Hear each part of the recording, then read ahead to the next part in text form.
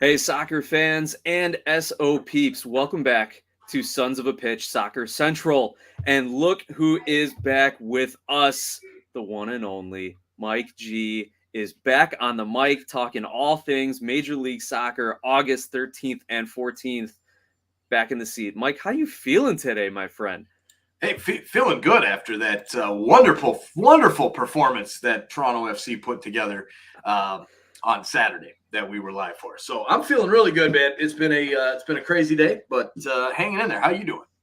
I'm ready to talk soccer, man. Like the MLS this weekend hit their 20,000th goal milestone. We've had other teams beating the odds, totally screwing up my picks and predictions. I think we need to collaborate on the next one because the last 2 weeks have been brutal for me. But we also had the top teams getting back into the win column after I think 7 of the 8 top teams last week ended up losing. So we're going to see a little headway there. But before we get into all of that, I want to remind everyone to make sure you are liking, subscribing, sending super chats, sending super thanks. I'm going to enable that right after we get off live here, and you can send a donation our way. Additionally, if you're looking for sponsorships, partnerships, or anything of that sort, you can always reach out to us on Twitter at SOP Soccer or via email at sonsofapitchsoccer@gmail.com. And in tonight's show, we're going to recap all the games as we always do, taking live questions and comments from all of our fans here on YouTube. And in the second half, we're going to get back to our team profiles. And what better team to profile this week than the Philadelphia Union coming off a big 4-1 victory against the hometown team of this show, the Chicago Fire. Well, at least of my half of this show, I will say. Yeah. My half of this show. And then if we got any stoppage time, we'll be taking live questions and comments. So I want everyone, get comfortable, sit back. I hope your drink is poured. We're going to kick it off, as always, with that intro and let this music get you hyped.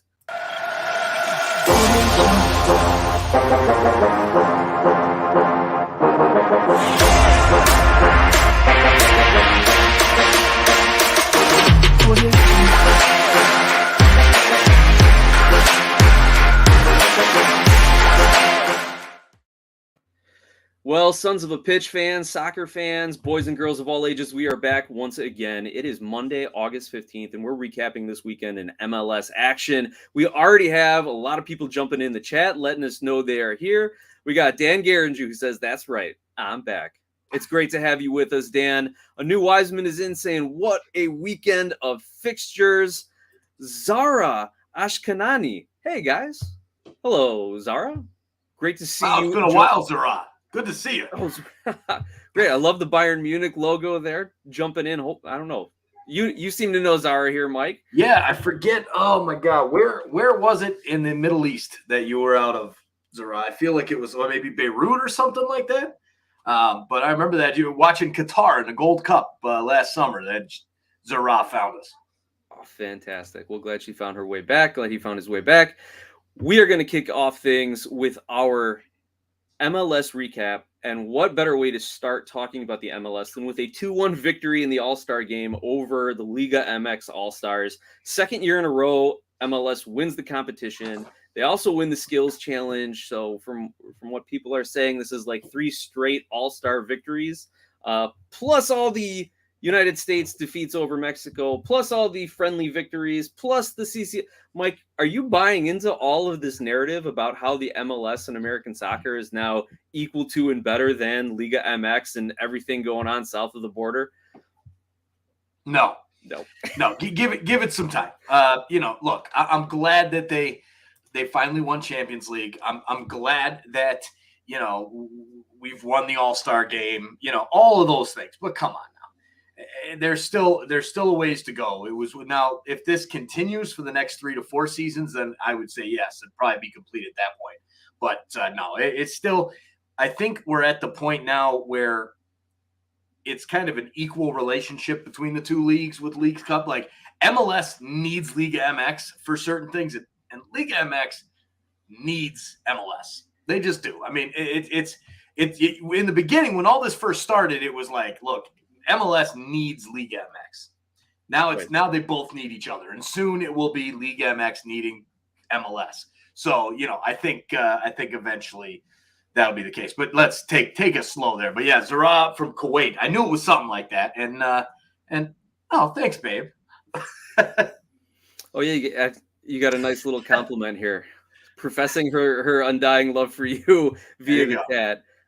For all our listeners at home, we've got Allison Guglielmi in the chat saying, "Hey, you sexy thing." Over to Mike. Wonderful. We also got T-Mac who's jumped in the chat. What's up, guys? Glad to hear some MLS talk, as well as Connor McCabe is joining us. Connor knows soccer. And yes, Connor, I am disappointed in your choice of an Arsenal jersey over the weekend. But we got to get into some MLS talk here. We're already in 6 minutes in. First game of the weekend were Red Bull New York hosting Orlando City. And Mike, Orlando ends up with the 1-0 victory. My takeaways from this is how disappointing Red Bulls have been this summer. I heard an interview with Aaron Long on MLS's Extra Time podcast, and he even said, like, it's hard to play Red Bull soccer, high energy, high pressing, 110% in these summer months. So he even seemed to suggest that Red Bull's legs are kind of given out in these summer months. But then on the flip side, you've got an Orlando team who is supposed to be competing for a top 4 spot in the league and brings in Nicholas Joachini to bolster their offense. And they win 1-0 on this one. Like, I'm disappointed in both of these teams over the last 2 months for their lack of results and Orlando's lack of scoring, especially. And the one piece of trivia I want to throw out here, too, is there's a -8 goal differential for Orlando right now. And in a very tight Eastern Conference, that could be the deciding factor on your playoff ranking. So, Mike, what do you take away from this weird 0-1 victory for Orlando in a weekend where it's just goals everywhere else? You're going to have games that aren't going to be as high scoring. I mean, look at those two offenses. They don't have the big time goal scorers that some of these other clubs have. Before I get into my thoughts there on that, I do want to just say a big shout out there to Dan and his kids team. Their LAFC B 2011 white. Congratulations winning that. That's a big deal right there. Well done. A Super Cup. There you go. So great job to Dan Geringer's kid. I don't know but congratulations to you guys, and excited for you as well. T-Mac, my man, it has been a long time. Good to see you as well. Mike C 29. How you doing, man? But look, overall, Orlando, they've got a washed up Alexander Pato and a couple other pieces that are getting forward now. And they brought in the guy from Giacchini, but I haven't seen much out of him yet. He's still, if he is going to do anything, you got to get some time together. But overall, the Red Bulls have been struggling big time. I think they're still in an okay position now that I don't think they have to worry about missing the playoffs if they can right this ship well, in the next few weeks or so. But again, it's the Red Bulls. I mean,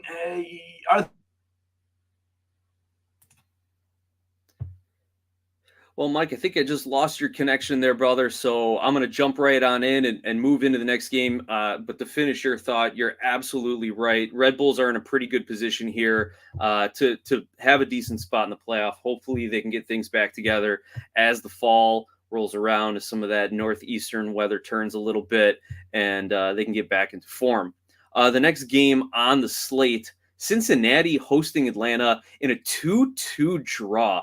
And this just pissed me off because we had a 3-team parlay going on. Mike and I agreed on it, and one of those was the Cincinnati victory. We had the other 2 teams in Toronto and Austin with the victory. Austin was a little shaky. We'll talk about that one later. But it was Cincinnati and Atlanta that screwed up the 3-team parlay. Could have made about $80 off of one little wager. But that's my biggest takeaway on a personal note here, that Cincinnati screwed the parlay up.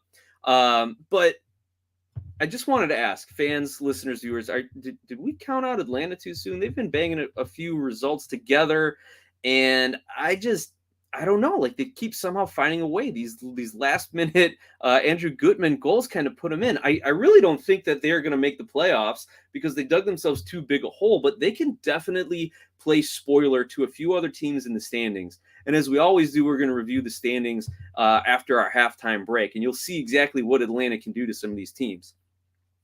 Meanwhile, Atlanta also has their next 3 games against Red Bulls, the Columbus Crew, and DC. So maybe they could take a few points. But again, too big of a hole.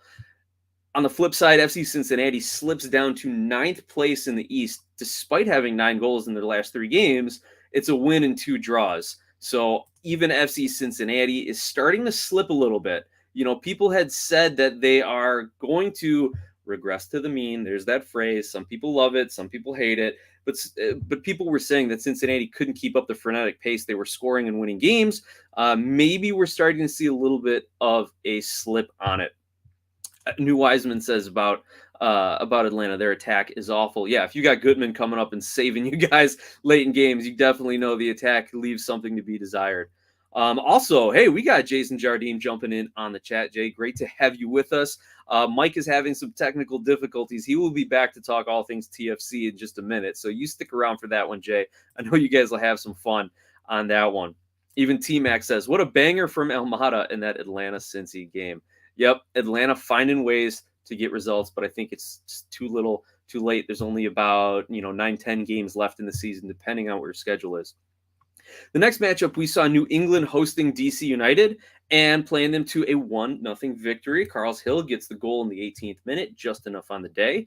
Some news out of New England. Carles Hill's brother, Nacho Hill, has actually been working out with the Revs, and they may be signing him in the near future. They did free up an international spot thanks to MLS Extra Time for talking about the details on that one. But Carles Hill's brother could join the team. Maybe they're trying to create Nick, can you hear me? Stuff. Hey, brother, you're back, Mike. Oh, my God, I'm back. My screen just gave me the blue screen of death. I think I must have downloaded a really bad porn link or something. I don't know, but whoa. I would have gone with bootleg soccer stream, but hey, man, you feel see free how many to confess it to those the people porn here. links they send to us on our streams, at least for TSI. Not on SOP as much. We did get a few though during the Toronto Portland game the other night, but I think that's been causing some problems with my computer. Anyways. Back to I gotta say, Mike, we're doing something right if we are attracting the adult entertainment spam bots to our website. I think we're getting enough draw and enough share and enough view. But as Jay says, he blames Allison for taking up all the Wi-Fi in your house. It's all her fault. Gotta be it. You got any thoughts on New England or DC? 1-0 victory for the Revs. No, I did not. I did not watch this game. DC's a tire fire. Wayne Rooney. It's the signing your old buddies from England's not going to work. So maybe try again next year. But yeah, that's that New England is not that good either. So kind of a match of two troubled teams. Did you talk about Cincinnati and Atlanta at all? Yeah, we wrapped it up right after Cool. after you lost. For me, it's Cincinnati is starting to slip, and are they going to regain that offensive firepower? And it's just Atlanta playing spoiler. That to me, that's their storyline. I don't think they're going to make the playoffs, but they certainly can ruin it for some other teams. You got any thoughts on those agreed. two? The one other thing I want to mention about DC, yeah, you're right. Rooney is kind of bringing in some of his guys from Derby County, but you want to establish a style of play, and he's changing the style of play. So I understand the moves. I just wonder how that's affecting Taxi Fountas. Their star signing, their striker who has, I think he's sitting on 10 goals now this season with a handful of assists maybe. I just wonder, they were playing in a 4-3-3. Is that to his strength? Are they going to try to flip him if Rooney's in for the long term? Keep an eye on what they do with Taxi Fountas. As good as he's been, I wonder how he fits in if Rooney wants to keep playing a 4-3-3. Now, the next game up, Philadelphia hosted the Chicago Fire. Chicago Fire, who are on a great run of form, but they just run into the best team in the Eastern Conference, and Philly takes them down 4-1. Practically a total victory for Philadelphia. Now, rather than cover that game, make sure you tune in on the podcast wherever you get your podcasts, because we've got our good friend and longtime Fire supporter of this show, John Donovan, will give you his recap on that Philadelphia-Chicago game. So make sure you subscribe to the podcast as well, and you can hear all of our Chicago Fire coverage over there as well. Now, Mike, the reason you're here, the next match of the night, Toronto hosting the Portland Timbers. I feel when Toronto does anything against Cascadia, there's a little bit of an extra edge, but this was on a different level. Mike, what were your takeaways from this 3-1 Toronto victory? Toronto FC is at a different level right now than they've been at in a long, long time. This team is really stinking good right now. and they still have a DP spot open. And this is not your Sporting Kansas City type third designated player spot that's open. This is Toronto FC that just went out and signed one of the biggest names in world football in Lorenzo Insigne, as well as Federico Bernardeschi. Not as big as Insigne, but his play on the field has been as big as Insigne, if not better, and bigger so far. And maybe he even has more of an impact than Insigne does with TFC. He's been that good. This team, they just took out a Portland side in this match that had been 10 unbeaten in MLS. That's a pretty damn good streak in MLS to be unbeaten in 10 matches. Now, were there tons of wins and everything like that? No, it wasn't like Portland was on, a 10-game unbeaten run with 8 wins and 2 draws. But still a very good team in a tough feat. And they got played completely off the pitch. This was Toronto FC from start to finish was just all over them. There's nothing you can say other than the fact that Toronto FC just completely dominated this match. Now, I want to hear your kind of thoughts on the game itself and maybe a little bit about Toronto FC, and then I'll kind of give you my final thoughts. Yeah, sure, Mike. First of all, Toronto's offense is flying high. And honestly, the notes I have, my pre-show notes here are just say, I think Mike is floating. He's so high on TFC. Just that's all I had because I was going to let you run with it. But since you asked, what's impressive about this game is you have a very good Portland team. Now, did Portland maybe not go for it because it is a cross-conference game and maybe they want to focus on picking up points against conference opponents? Maybe, but that doesn't sound like Gio Savarese. That doesn't sound like the Portland team that we've watched these last several years. I'm impressed that Toronto held them to 1 goal. Toronto has struggled defensively, but as we were talking before the show, Michael Bradley is playing a lot better since the Italians arrived, and maybe he's channeling his days from Roma back several years ago, several decades ago is what it feels like. But he's playing a lot better.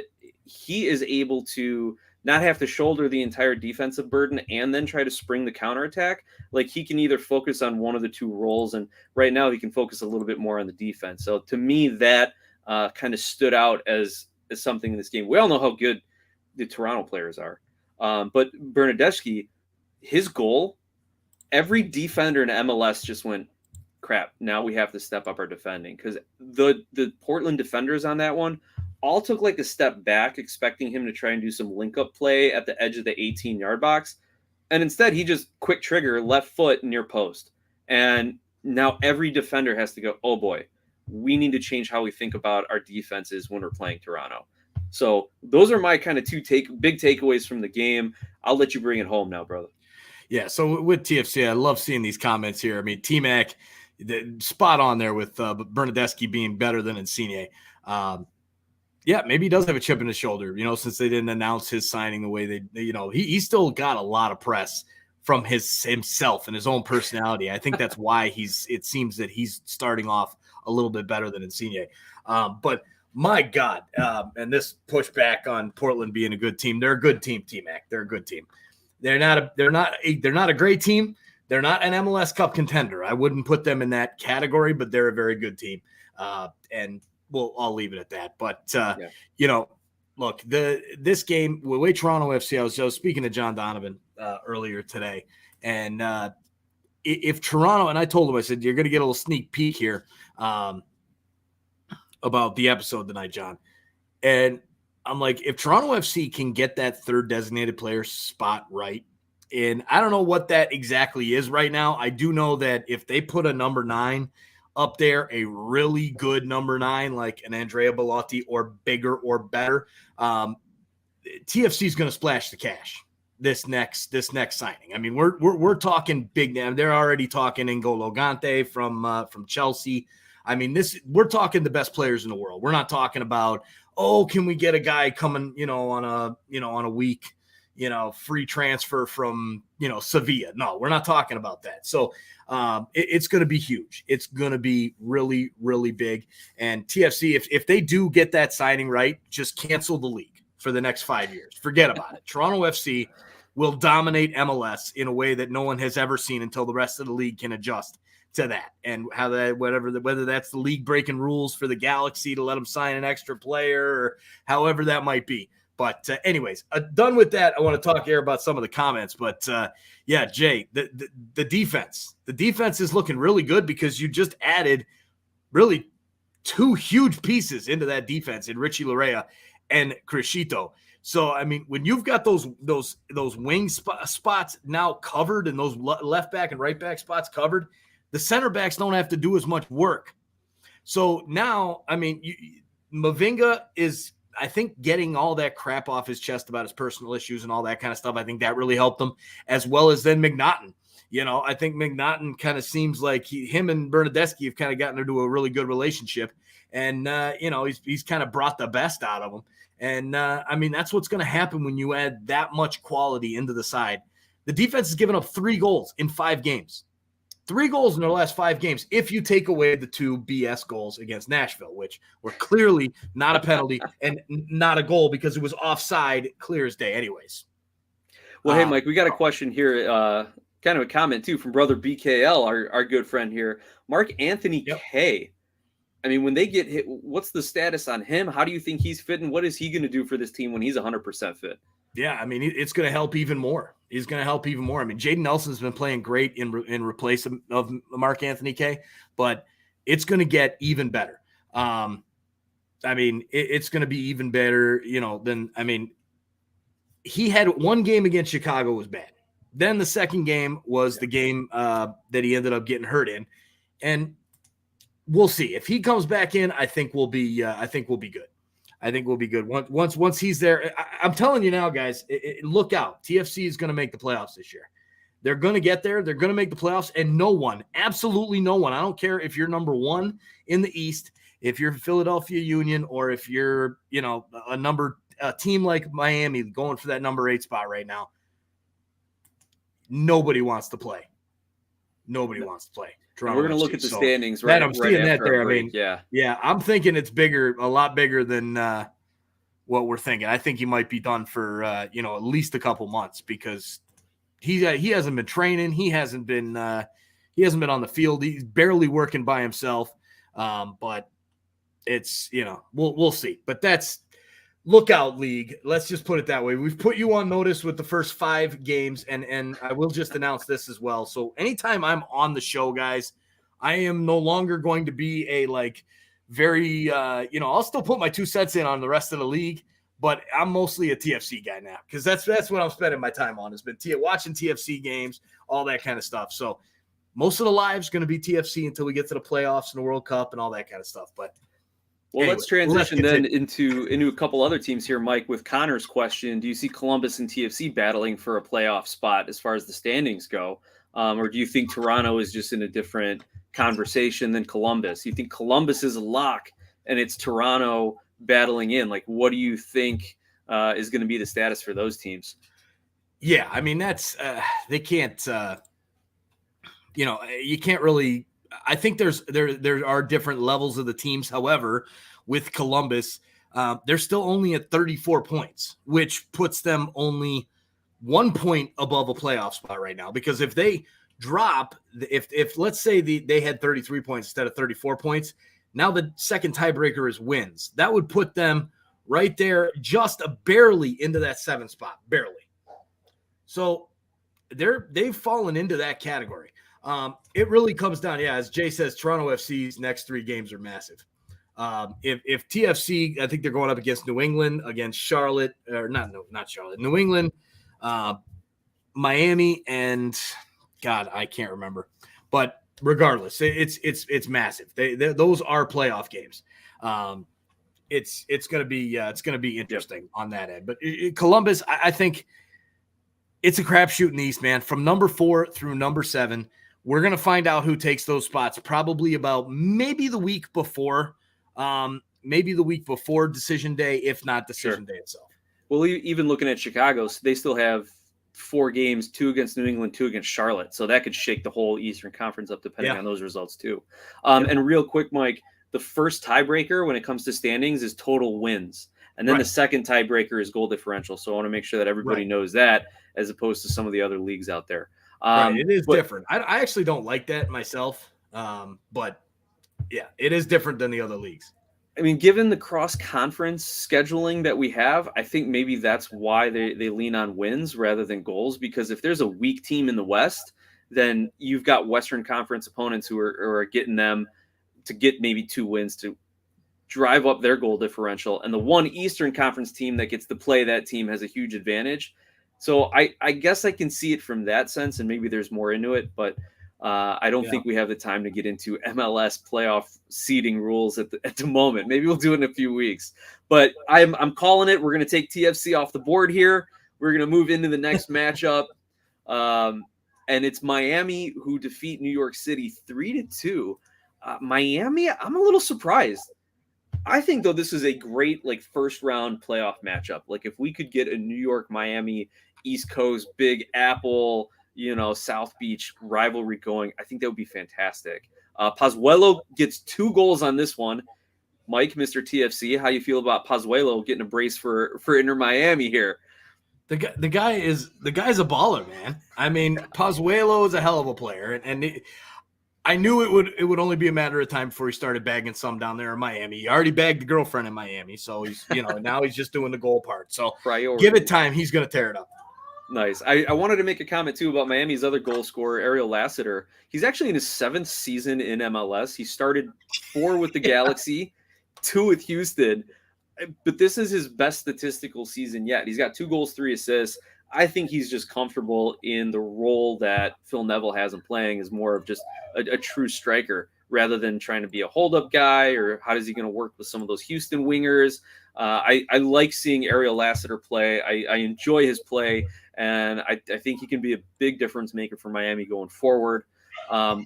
Stats from this game that stand out: New York City had 57% possession as the away team, and still only 2.2 expected goals to Miami's 1.9. So Miami making the most of their chances on this one and taking 3 points back home. The next matchup here, this one blew my mind. And Mike, this one scared me when we had the parlay going, because Austin was down for large chunks of this game to Sporting Kansas City and somehow comes back and wins it 4-3. And I almost felt bad for Kansas City, but then with our parlay at stake, I was like, no, we definitely need Austin to win this one. You got any thoughts about Austin's high-powered offense or Sporting Kansas City trying not to win a wooden spoon right now? Well, I mean, Austin, Austin's got an MVP, probably, easily front runner, pretty much has it locked up now in Druisi. Austin is a good team, and they had a very bad first half against SKC and then kind of woke up. And God, SKC, man, what a mess. Those guys, not good. Not good. Now, Jay, I love it. That dude, Paz just cannot stop scoring against New York City. Hey, I'm surprised he didn't actually get a Panenka penalty against them last night, too. Or 2 nights ago. We'll get to that one, too. How many times has he done that, right? But no, it's Paz fully gives New York City just the shivers anytime they hear his name. Fair.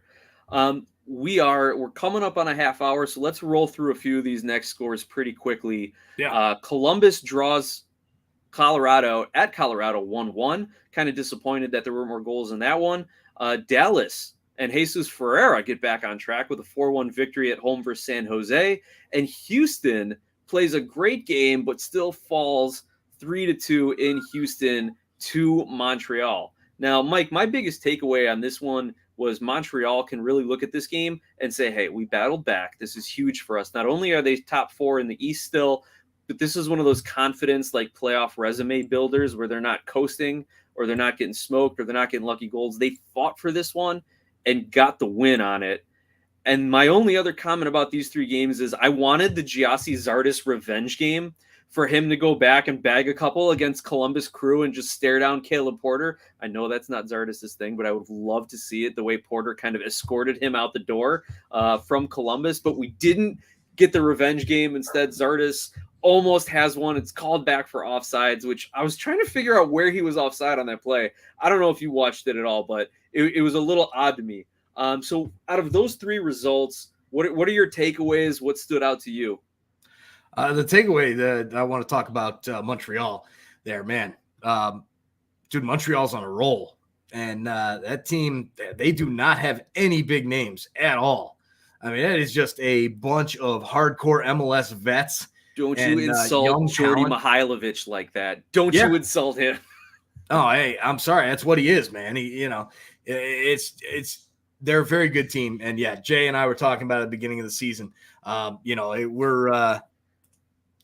I would die to see a playoff game as well, T-Mac, against Montreal, because that would be something special, because Montreal's probably gonna be about 25 points higher in the playoff standings than we are. And that would be pretty impressive to go to Montreal and wipe the floor with them, maybe say 6-1, and then it would be pretty fun. But anyways, that's beside the point. Jeffrey Davia there in RBI, appreciate you hopping on, man. But Montreal looks damn good. That's a very good team, and we'll see how they finish up. I lost my little inside bet with our sponsor John Donovan there. We have some type of bet. I think it was like $20 or something like that. That Montreal will finish more points than Toronto, and I thought he was nuts. You got me there. So I think that was that Jordy Mihailovic play, watching him play for the Fire all those years.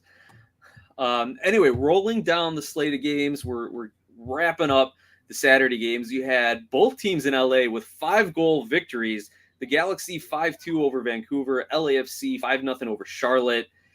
I expected this from LAFC, no doubt about it.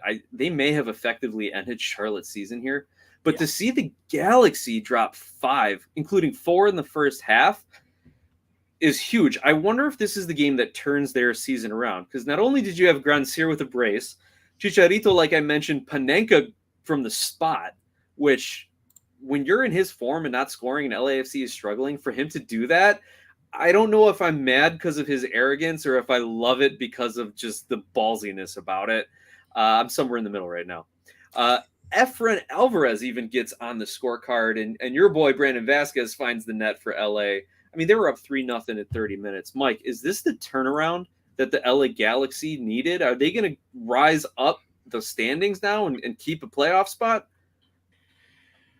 No. I'm going to go with no. They have too many rough pieces, man. The Galaxy are a good team. They'll make the playoffs, or they'll fight for one of those low-end playoff spots. They might win a game or two, and then get knocked out by LAFC, or get upset in some crazy matchup. I mean, this team has lost to some really bad teams this year as well. So yeah. Maybe they lose to a team they are supposed to beat. They work to be the 2 or 3 seed, but lose to the 6 or 7 seed, like an RSL coming in on a 5-game run, and they get, they lose. So, the Galaxy have been, like Dan says, man, hot and cold, like crazy hot and cold. I want to see LA Galaxy do well just because of Vanny and basically like the MLS Cup champion Toronto FC 2017. Like, we could just put a little Galaxy logo here and then cross out the 1-7 and put the 2-2 next to it. Because that's what they are. I mean, my God, you got Raheem Edwards in there. You got, you have Marky Delgado, Victor Vasquez. There's just a bunch of guys on that team. And you got Greg Vanny, and he knows how to coach those guys. So yep. I think LA is going to be okay, but I don't see them doing too much crazy, unlike LAFC. On the other hand, I think they did just end Charlotte's season. I think they're pretty much done and dusted. And that's good news for TFC from that standpoint. But LAFC is just on a different class. They did this without Bale, without Chiellini. They didn't need them on the field. That team is something special right now. And I think the Western Conference, the only team that I think can give them a trouble in the playoffs in the Western Conference is Seattle. And we don't even know if Seattle's going to make it in. Yeah, I think I'll go Austin, man. If somehow Austin slips to that 3rd spot, or and maybe they get a conference semifinal matchup or conference final matchup, just because they can match them offensively. But you're right, LAFC is on another defensively. Right Austin would give up 12 goals. True. That's it, right? Like, what's the final score going to be? It's going to be like 12-7 LAFC over Austin, right? Yeah. Yep. And then it might look something similar if TFC get in. You imagine a TFC LAFC final. I mean, with those two defenses, Oh my I think gosh, you dude. got to give the edge to LAFC in that one because they do have a little bit better of a back line, at least center back wise. But my God, that would be just wild. I mean, finals are usually low scoring, but that one would have to be at least 5-4. Yep. And here we've got the Hani Mukhtar stand jumping in on the chat with the sad God. face. That's the perfect transition to the last couple games for the weekend here. Nashville falling at home 2-1 to the Loons of Minnesota. And then RSL on the road in Seattle with a 2-1 victory. So a couple of road dogs here. Maybe Minnesota's not an underdog in that game because of how well they've been playing. Oh, they were. But cleaned at up nice, Nashville. Nick. Cleaned up nice. Yeah, right? Like these two road dogs. Yeah. Well, there you $100 go, man. on Minnesota turned into a $380 last night. That was a very nice play. And that's what screwed my picks because I figured Nashville can't be this bad for this long. Nashville's got to bounce back sometime. They've got to bounce back sometime. Yeah, I figured at least a draw against Minnesota, but Minnesota is what, unbeaten in 9, and those are They're like 6 or 7 wins or something like that. Reynoso's playing like an MVP candidate. My thought on Nashville here, and you saw him live, Mike. So you tell me if you think I'm onto something here. Nashville has been playing with such fine margins their first few years in MLS that when those games that are they get all these draws, and then those few draws kind of fall into the win column, they get into the playoffs, and then they're a tough out because of how good they are defensively in the playoffs. Well, this year, those few draws that slip in the win column are slipping in the loss column. Right. They're not as strong at home. Who knew, moving into Geodis Park?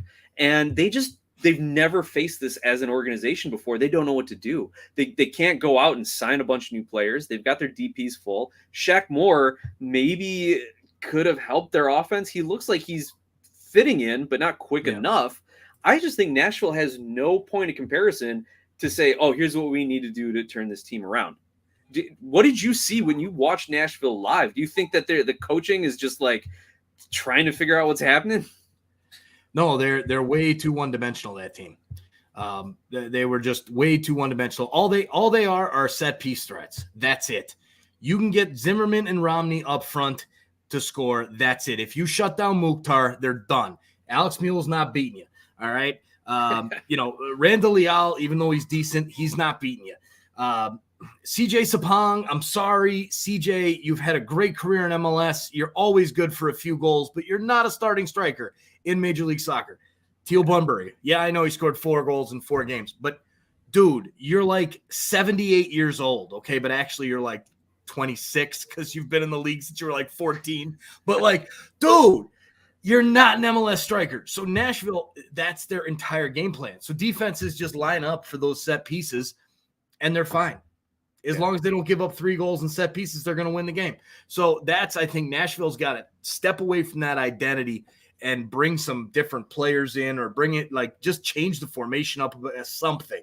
But yeah, I mean, overall live, I mean, at that game, I know Hani Mukhtar, Stan, and I had some conversation about that on my video, but that game was a blowout, just like Portland was a blowout, for Toronto FC. TFC wiped the floor with Nashville that night. It should never have been as close as it was with those 2 goals that were a joke. And the refereeing was so bad Toronto between again. both of those, for both teams, were horrible. So, whatever. It is what it is. Yeah. Hey, real quick, we got a comment in the chat here. Allison wants to go live in Tennessee, Mike. How do you feel about that? Yeah, I mean, I'm okay with it. I've always wanted to go there. I don't know. We'll see one day, maybe. Hey, you move down there. I'll be visiting you. Don't you worry about it. Jay, Allison has demands, right? But in order for Allison's demands to get met, I have demands. So that's easy. There we go. Real quick, those are all the results. Mike, you got anything else you want to say about any of the games, any of the matchups, anything that you saw going on this weekend? Any news around MLS? I didn't pay attention to too many of the games. I bet on a few of them. I hit pretty well this weekend, actually, but it made up for the bad week last week. MLS, this is going to be real exciting for the next month, 2 months, 3 months till we get into playoff time, and the playoffs are going to be great. I mean, it's going to be really, really exciting to watch these playoffs.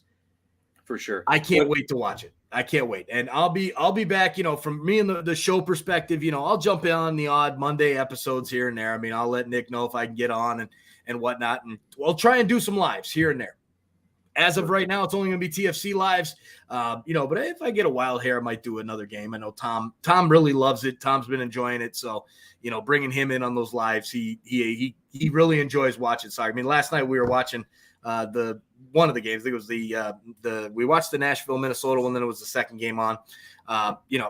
I'll be around from that perspective to get through these tough times. I know I opened it up a little bit on the live there in Portland, kind of let everybody in on what was going on. So, I appreciate it, Nick. Been kicking butt, man, and keep up the good work. And we'll be here, in and around every once in a while. I still think, Nick, you and I should do a 3-team parlay every week. I think we need to. And I think we need to advertise it too and see how we do with it. Well, maybe we'll bring it on the picks and predictions. So for those of you who don't already subscribe and have notifications on YouTube, every Wednesday night we release a picks and predictions video of my picks for the week moving forward. Mike definitely is luckier than I am, but so that you need to know that when you listen to my picks.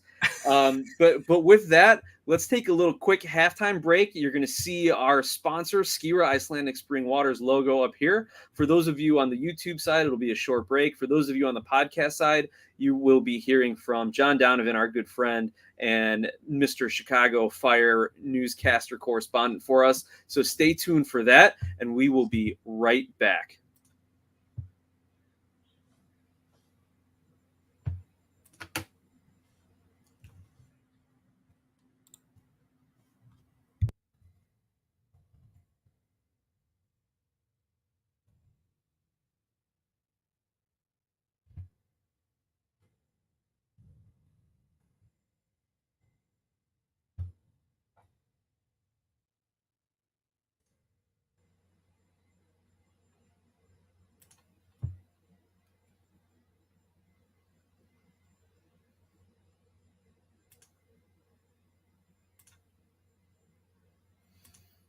All right, soccer fans and SO peeps, we are back for the second half of our show. Man, that first half had a lot of stoppage time, as always. It was great having Mike with us. Remember, you can send him a message anytime at SOP Soccer on Twitter. DMs are open. You can email us, podcast@sonsofapitchsoccer.com or sonsofapitchsoccer@gmail.com. So, Mike, always a pleasure having you with us, brother. But now we got some business to take care of. We only got about 15 minutes left of the show. We want to quickly look over the standings before we get into our Philadelphia Union team profile this week. And looking at the Eastern Conference, you have the Union atop the standings on 48 points, followed by Montreal, New York City, and Red Bulls. Rounding out the playoff spots, Columbus, Orlando, and Miami. I'm shocked that Orlando is still sitting in that 6th spot, and Miami as well in 7, despite this just horrendous goal differential. Gives me, as a Chicago Fire fan, a little bit of hope. But looking from the 5th spot, 34 points, down to the 13th spot of Atlanta United, you have 5 points separating like the entire Eastern Conference. Now, looking at the Western Conference, no surprise, LAFC atop with 54 points. Austin right behind them with 48. Dallas and Minnesota rounding out the 3 and 4 spots. We have RSL, the Galaxy, and Nashville in 5, 6, and 7. So Nashville just holding on to the tiebreaker with Portland because they have that one extra win. Portland and Seattle at 8 and 9, just creeping up behind Nashville. A few more bad results for Nashville, and they could see their season go down the toilet real fast. In the meantime, you still have Colorado, Vancouver on 31 and 30 points, trying to win a couple games and jump over Nashville, LA, and Portland to get in the playoffs. So that is your current standings. Now, like I said, and I love this comment from Hani Mukhtar Stan, how the F are we in 7th? I guess you started off the season that well. That's the only thing I can say, because Nashville's not playing like a playoff team right now. That's for sure. Now, we are actually looking at the Philadelphia Union as our team profile. And sorry, let me put the standings back up there so everyone can take a look at those. We are looking at Philadelphia Union as our team profile this week. Eastern Conference leaders, maybe one of the only teams that could challenge LAFC in Austin in an MLS Cup, just because they have been doing it on offense and defense this season, right? The Union are coming off of a 4-1 victory against a hot Chicago Fire team. Pun absolutely intended. So they've proven they can do it against the best and some of the middle teams in the Eastern Conference. They're still a threat for the Supporter Shield. So let's take a look at how the Union have gotten to this point. They've got 13 wins, 3 losses, and 9 draws on the season. But what's telling, 8 wins and 5 draws at home. They haven't lost a home game. That is a recipe for success in MLS. Plus 26 goal differential, second best in the league. 45 goals scored, which is tied for first in the East with NYC. 19 goals allowed all season, which is the best in MLS. The Philadelphia Union have the best defense in the MLS when it comes to goals allowed. Did you hear that? Yeah. Additionally, they've got offensive leaders on the team. Kai is tied for third in MLS with assists, and he's also, though, being rumored to be making a move to Europe sometime soon. He's expressed his wish to go to Europe. He's been tied with some Bundesliga clubs. He's also been tied with Leeds, who hasn't been lately, and West Ham in the English Premier League. Now, Wagner's also 6th in the MLS in key passes. So not only is he getting the assists, he's creating tons of opportunities and keeping Philadelphia's offense rolling. They have Daniel Gazdag, who's tied for 7th in the MLS on the goal scoring list with 12 goals, and he's also got 6 assists of his own. So you've got Wagner, Gazdag kind of running the offense. The Union are 3rd in the league on expected goals, 5th in the league on expected assists, and they're only doing it with one DP, Mikel Ure, right? So their offense is clicking, one of the best in the league right now. They're also doing it on defense.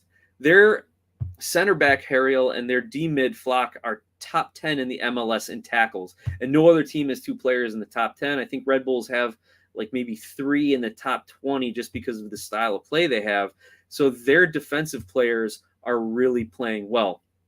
Also, Andre Blake, their goalkeeper, has the best save percentage in the league, 83% save percentage. So they're getting production from all over their defense, especially captain Alejandro Bedoya. He's that calming presence in the back. He's that leader on and off the pitch. He is a guy that every franchise needs if they're going to want to have success. And he's also sipping on some water from the fountain of youth. The 35-year-old's got 5 goals, 5 assists this season so far. It's his best box score type of season in his career. Now, his passing numbers, though, have gone down. And if you want to nitpick Ali Bedoya, his passing numbers have dropped significantly. But that's because he is getting upfield, involved in the attack, playing crosses into dangerous areas, which are, low percentage passes to begin with. So his passing numbers are down because he's doing so much more to help Philadelphia's offense, which is easy for him to get forward when you have Elliott and Glesnes and Flock covering the center and the back of the field. So now where did the Union go from here? And let me know your thoughts about Philly in the comments here, and we'll add a few of them to the conversation here, right? As Red Bull Insider says, it feels like Philly has 20 DPs because they are all about that high level, and they keep replenishing it with these great academy products and a few key signings, right? And as Hani Mukhtar Stan says, same with both LA teams. I mean, they may actually have 20 DPs, but Philly definitely feels like it. T-Mac says Philly fleeced Miami for Carranza. Yeah, I mean, Miami was kind of forced to start making some moves, but absolutely they got Carranza on good value. But I do like Jay's comment. Philly needs to prove it in the playoffs, right? They have one supporter shield to their name a couple seasons ago, and they have not really made any deep playoff runs. Maybe there was one. They did have a good U.S. Open Cup run a few years back, but that's it. Just like LAFC on the West Coast is saying we need to win MLS Cup if we're going to justify everything we're doing, the Philly Union need to say, hey, we've sold off our youngsters. We've developed youngsters to take their place. We can win games. We have a coach who is doing it and who's done it for years in the MLS as a player and a coach. They've adapted. They have done everything except win in the playoffs. This is it. This is the season where they need to do it. So where do they go from here? Perfect segue. Thanks, Jay, for that. Philadelphia, if I'm looking at their ceiling, it's a double. LAFC maybe slips a little bit. Philly goes on a hot streak to end the season, and somehow they edge out LAFC for the supporter shield. and then they win MLS Cup. That would be like the ultimate season for the Philadelphia Union. I don't see it happening. I think LAFC is too good, and I think Philly knows they're going to have to rotate their squad a little towards the end of the season to make that playoff run. And they're not interested in the Shield. They want the Cup, right? Same with LAFC. They want the Cup, but LAFC's 6 points ahead of them right now in the standings. Let me scroll back up and show you the Eastern Conference here as well. So I think in a perfect world, Philly wins the double. More realistically, they'll be in the conference finals in the Eastern Conference playoffs.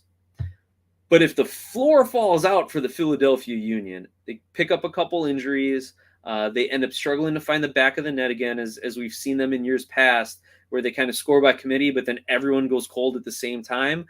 Then they're going to make the playoffs. They're going to host a home game probably, but they lose that first playoff game against, maybe Mike's TFC team who sneaks in and then nobody wants to play them, right? So to me, that would be like the worst outcome. Like they end up with the first round matchup against TFC or Red Bulls, and there's just some fluky, ridiculous style of play game from the Red Bulls. To me, that would be the worst case scenario for the Union. They definitely want that first round bye to get their guys rested and ready to go and be able to game plan for the next round opponent. So that's the Philadelphia Union, a team who has a proven system, a proven organization, right? Developing young talent, incorporating them into the first team, either having them become stars in MLS or selling them overseas, and constantly at the top of the Eastern Conference, or at least they have been over the last few seasons. That's the Philadelphia Union, getting it done offensively and defensively. However, we got a couple comments here. Red Bull Insider. Philly could turn cold like we are right now, just like the Red Bulls. That's right. And as Jay Jardim says, with one game knockout style, anything can happen. I mean, if it was two legs, absolutely right, Jay. Philly and LAC would have a huge advantage. Huge advantage. Hey, we also got a newcomer in the chat here. NBA Kobe, welcome. He says LAFC has been getting some ridiculous odds lately. Absolutely, man. They are just so good. It's near impossible to bet against them.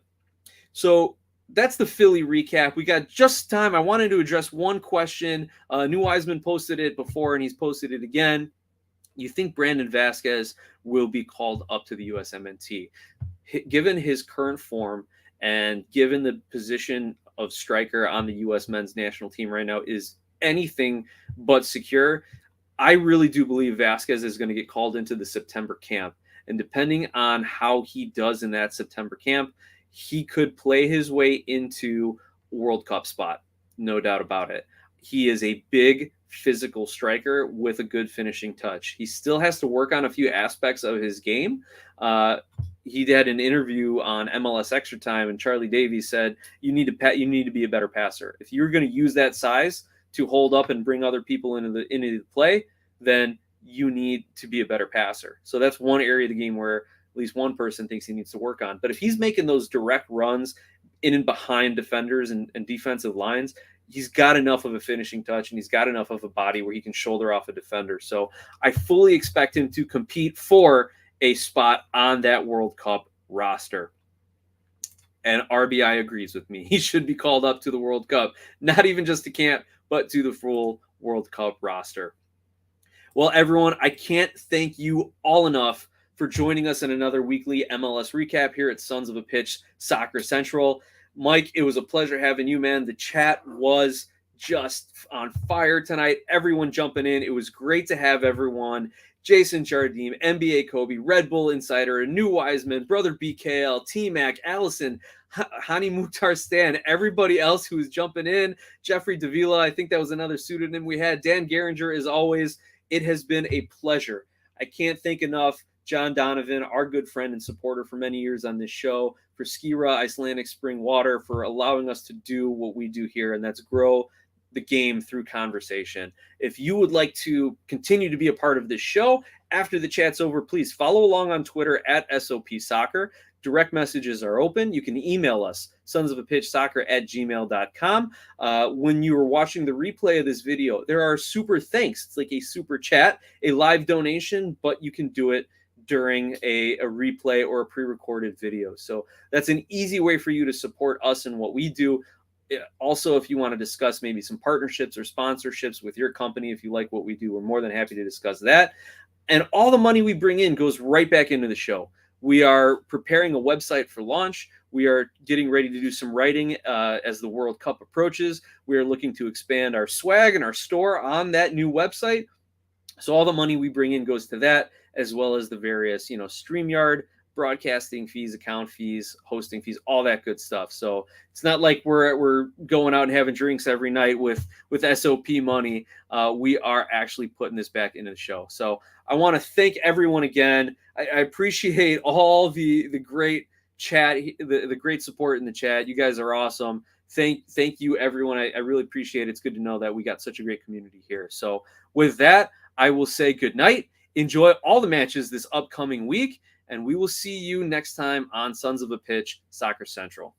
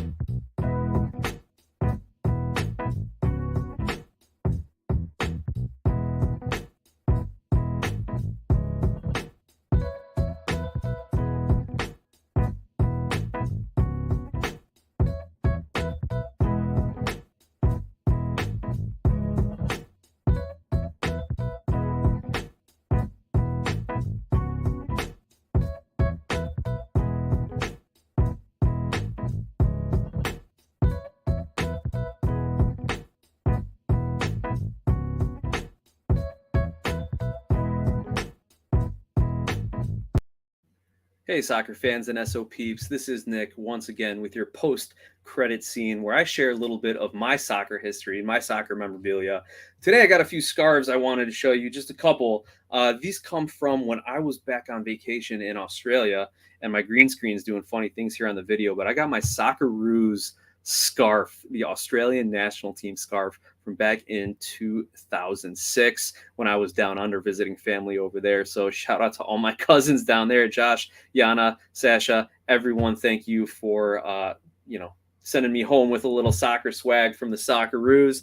And my other scarf that I wanted to show off, keeping it international. This is a beautiful gift that my wife gave me. And again, the green screen's going nuts because we have Sporting Club de Portugal, CP, Sporting CP, the team out in Lisbon. My wife was on a work conference overseas, and God bless her. She remembered my love of soccer while we were there. So I've got my Socceroos scarf. I've got my Portugal scarf. Wanted to share a little bit of some of my stuff with you guys here in our little post-credit scene. And with that, we are going to be out until next week. Take care, fans.